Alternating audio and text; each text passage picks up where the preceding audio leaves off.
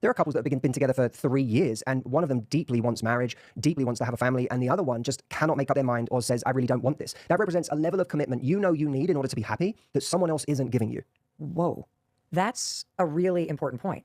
Because we've been focusing on dating, but you're basically saying that you could be trapped in level 2 for years because you are in a relationship justifying staying because of the attraction or whatever else, but you don't have the commitment that you deeply in your heart want. Yeah. Holy cow.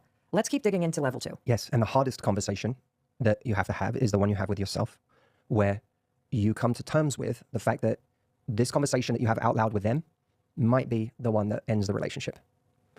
And so we're afraid to have a conversation with them because we haven't had a conversation with ourselves first about what we're prepared to make peace with, about what is most important to us in our love lives. And this is a model you can use for any part of your life, but in our love lives, in order to change, in order to get a different result, we have to rewire our brain.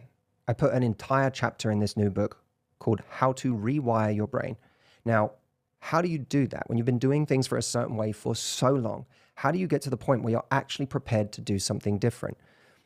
The first thing you have to do is you have to make change absolutely necessary for yourself. Now, one of the things I do is get people to have the conversations with themselves that they've been putting off year after year after year. That conversation might be with a 35-year-old or a 37-year-old who finally has the conversation with themselves about how important it is to them to have children.